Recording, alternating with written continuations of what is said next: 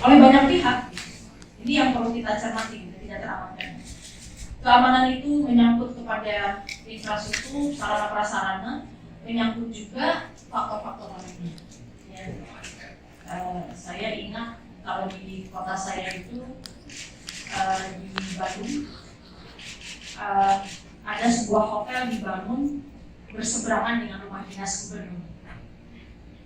Itu saja izin membangun hotel itu sempat dipersoalkan karena sangat dekat dengan rumah dinas gubernur.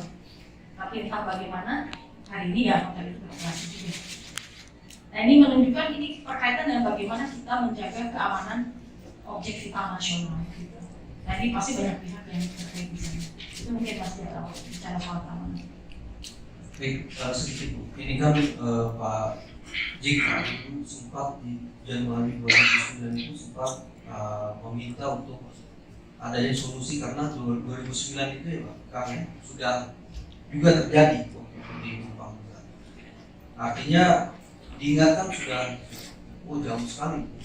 Akhirnya Jumat kemarin terjadi kembali. Apakah memang tidak ada pembelajaran atau justru ada pembiaran, dan bagaimana seharusnya anggota dewan untuk melakukan pengawasan terutama di Komisi 7 sebagai mitra kerja itu melakukan tindakan atau meminta pertanggungjawaban dari Pertamina sendiri? Iya, kalau kita melihat dari kejadian dari 2009, ya kita juga harus melihat kan pergantian baik pemerintahannya itu sendiri maupun juga direksinya juga gitu ya, senantiasa berganti. Saya tidak tahu kebijakan dari Pertamina seperti apa atau dari pemerintah saat itu juga seperti apa. Karena kalau yang menyampaikan itu, ya saya hanya kadang melihatnya sebuah ironi gitu ya. Kalau yang mengkritik itu adalah pemimpin, dan pemimpin itu punya kewenangan untuk melakukan perubahan, tapi dia hanya menyampaikan masukan, ya harusnya dia sendiri juga bisa menggerakkan untuk dilakukan perubahan itu.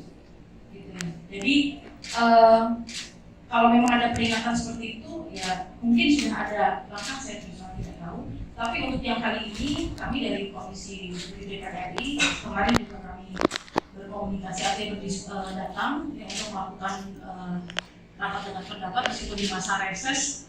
Kami Komisi 7 juga bertemu dengan direksi Pertamina dan menanyakan dari kondisi ini. Kita juga menyampaikan tentang berbagai macam persoalan, termasuk juga kita mendorong investigasi yang betul-betul serius mendalam gitu, supaya ini tidak bukan sekedar tidak terulang ya, tetapi ya tadi ya kerugiannya ini yang besar yang kita lihat gitu ya. Jadi sebuah kecelakaan itu kan bukan hanya sekedar terkait ya Pertamina rugi ya. Sekarang saja ketika sudah kejadian seperti ini, untuk menjaga suplai BBM itu tetap berjalan, tidak bisa menggunakan jalur pipa itu karena masih dalam investigasi terkait dengan apa sebetulnya menjadi penyebab gitu ya seperti itu.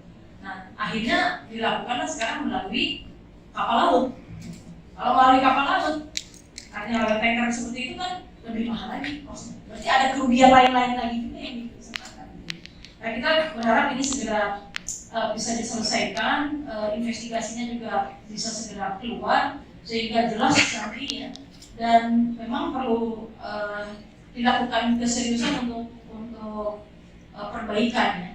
Yang mengemuka dari diskusi tersebut adalah memang kondisi baik itu depo, kilang atau bahkan pipa-pipa Pertamina yang usianya sudah tua